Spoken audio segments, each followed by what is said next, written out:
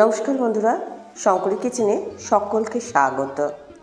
আজ শেয়ার করব কুমড়ো শাকের ঘাটি। সম্পূর্ণ নিরামিষভাবে তৈরি কুমড়ো শাকের অনেক ধরনের রেসিপি আপনারা ট্রাই করেছেন। এই রেসিপিটা একবার ট্রাই করে দেখবেন, আশা করছি আপনাদের খুবই ভালো লাগবে। ঘরোয়া একটা রান্না, সাধারণ উপকরণ দিয়ে তৈরি। গরম ভাতের সাথে এটা দারুণ লাগবে। তাহলে চলুন শুরু করা যাক। আজকের রান্নার প্রধান উপকরণ হচ্ছে কুমড়ো শাক। কুমড়ো শাকগুলোকে আমি একটু লম্বা লম্বা করে কেটে নিয়েছি, ভালো করে আঁশ ছাড়িয়ে নিয়েছি, কচি পাতাগুলোকে দুভাগ করে নিয়েছি। কুমড়ো শাক ছাড়া আর যা যা সবজি লাগবে সেটা আমি রান্না করতে করতে দেখিয়ে দেবো। এছাড়া লাগবে ছোলা। ছোলাটা খুব ভালো করে ভিজে গেছে। এবার আমি আসছি রান্না পর্বে। কড়াইয়ে সর্ষের তেল দিলাম। রান্নাটা সর্ষের তেলে করলে সব থেকে ভালো হবে। এবার আমি দিয়ে দিচ্ছি 2 শুকনো লঙ্কা ফোড়ন, আর দেব 5 ফোড়ন। ফোড়ন থেকে সুন্দর গন্ধ বেরিয়ে আসা পর্যন্ত আমি অপেক্ষা করব। এবার এর মধ্যে আমি দিয়ে দিচ্ছি ডুমো করে কেটে রাখা একটা আলু। মিডিয়াম টু হাই ফ্লেমে আলুটাকে আগে ভাজা ভাজা করে নেব। আমরা প্রতিদিন যে খাবারগুলো খাই তার মধ্যে বেশিরভাগই থাকে ডাল ভাত সবজি এরকম ধরনের। তো এটা সেই রকমই একটা ঘরোয়া খাবার, আপনারা ট্রাই করতে পারেন। সবজিগুলো আপনারা হাতের নাগালে পেয়ে যাবেন। এখানে আমি যা যা সবজি ব্যবহার করেছি দেখতেই পেয়েছেন। একটা বেগুনের অর্ধেক আমি ডুমো করে কেটে নিয়েছি, সেটাও আলুর সঙ্গে একটু নাড়াচাড়া করে নিচ্ছি। রান্নাটাতে বেগুন পড়লে ঘাটাটা বেশ ভালো হবে, তাই বেগুনটা অবশ্যই দেবেন। এবার আমি এর মধ্যে দিয়ে দিচ্ছি কুচি করে কেটে রাখা থোড়। অনেকেই কিন্তু এরকম কুমড়োর শাকের সঙ্গে খান না। একবার এই থোড় কুমড়ো শাকের কম্বিনেশনে খেয়ে দেখবেন, খুব ভালো লাগবে। থোড়টা এরকম ছোট ছোট টুকরো করে কাটবেন। এখানে ছোটো বাটির 1 বাটি মতো থোড় আছে। থোড়টা দিয়েও আমি খুব ভালো করে আলু বেগুনের সঙ্গে নাড়াচাড়া করে নিয়েছি।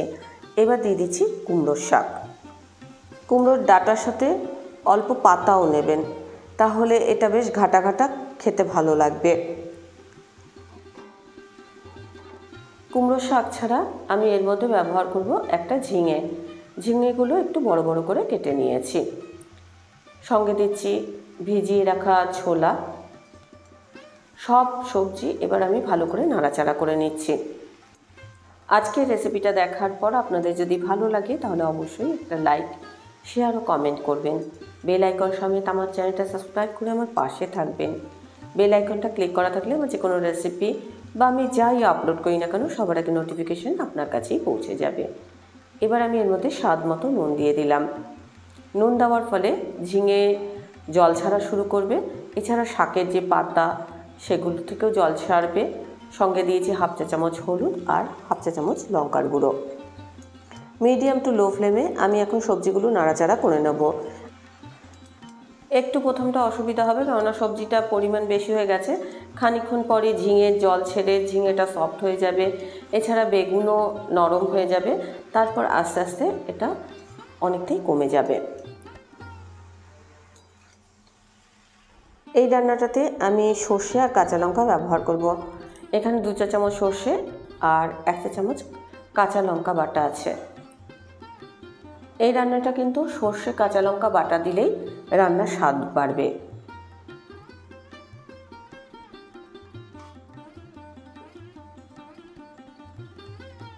সর্ষে বাটা দিয়ে আমি আর নাড়াচাড়া করব না। এবার আমি পরিমাণ মতো জল দিয়ে সব সবজিগুলোকে খুব ভালো করে সেদ্ধ করে নেব।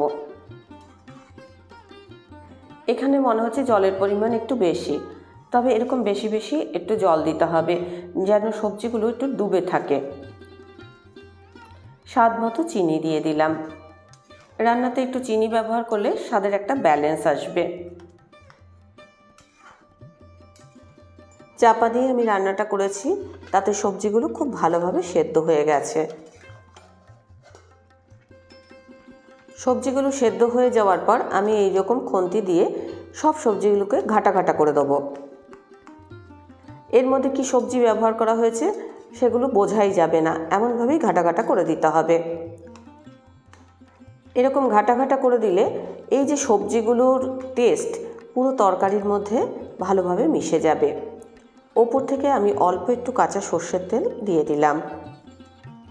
রান্নাটা এরকম ঘাটা ঘাটা মতো হবে বলেই এর নাম কুমড়ো শাকের ঘাটি। সবজিগুলো কিন্তু কিছুই বোঝা যাচ্ছে না, মনে হচ্ছে শুধু কুমড়ো শাকের ডাঁটাই রয়েছে। ভালো করে নাড়াচাড়া করেছি আর এরকম রসা রসাই আমি রাখবো। রেডি হয়ে গেল কুমড়ো শাকের ঘাটি। গরম ভাতের সাথে এটা পরিবেশন করুন। রেসিপিটা ভালো লাগলে অবশ্যই একটা লাইক দিয়ে দেবেন, প্রচুর প্রচুর শেয়ার করবেন। আমার চ্যানেলটা ভালো লাগলে অবশ্যই সাবস্ক্রাইব করবেন। আজকের রেসিপি এই পর্যন্ত। দেখা হবে নতুন কোনো রেসিপি নিয়ে নতুন কোনো এপিসোডে। এতক্ষণ আমার সঙ্গে থাকার জন্য অনেক অনেক ধন্যবাদ।